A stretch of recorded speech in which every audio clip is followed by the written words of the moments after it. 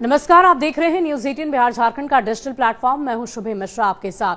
हाल ही में दिल्ली के विधानसभा चुनाव हुए और जो रिजल्ट आया वो चौंकाने वाला था। 27 साल बाद बीजेपी सत्ता में आई है और इन सब के बीच आपको मुंह की खानी पड़ी।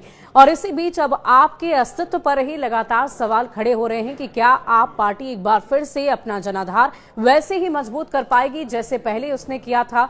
क्या एक बार फिर से सत्ता में उसकी वापसी हो पाएगी या पंजाब में भी वो उसकी स्थिति वैसी ही होगी जैसी दिल्ली में हुई है। लेकिन इन सब के बीच खबर ये आ रही है कि आम आदमी पार्टी ने अब नए तरीके से रणनीति बनाने पर फोकस शुरू कर दिया है और इसी के तहत पूरी तैयारी पंजाब को देखते हुए की जा रही है। क्या है ये तैयारी और क्या बदलाव आम आदमी पार्टी की तरफ से किए गए हैं, आपको पूरी जानकारी विस्तार में देते हैं। दिल्ली विधानसभा चुनाव में हार से सबक सीखते हुए आम आदमी पार्टी ने कुछ निर्णय लिए हैं। आपके सूत्रों ने यह बताया है कि दिल्ली में हार के बाद कुछ लक्ष्य तय किए गए हैं।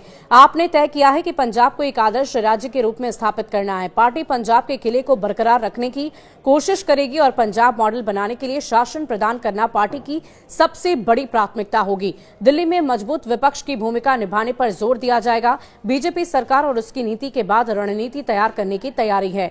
आम आदमी पार्टी अब राष्ट्रीय स्तर पर अपने संगठनात्मक विस्तार के लिए कमर कस चुकी है। पार्टी का फोकस गुजरात, गोवा, दिल्ली, पंजाब में संगठन को मजबूत करने पर होगा।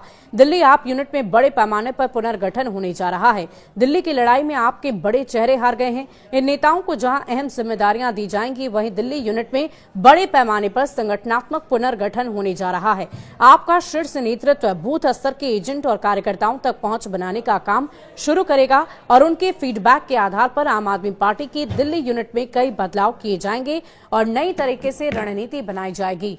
तो इन्हीं रणनीतियों में बदलाव के तहत आम आदमी पार्टी पूरी कोशिश में लगी हुई है कि किसी भी तरीके से एक बार फिर से उसी जनाधार को लेकर वो वापस लौटे और साथ ही साथ अलग अलग राज्यों में उसकी पकड़ वैसी ही जमीनी स्तर पर बनी रहे जैसे पहले बनी हुई थी। देखने वाली बात होगी कि इस रणनीति में बदलाव से आम आदमी पार्टी को कितना फायदा मिलता है। शुक्रिया।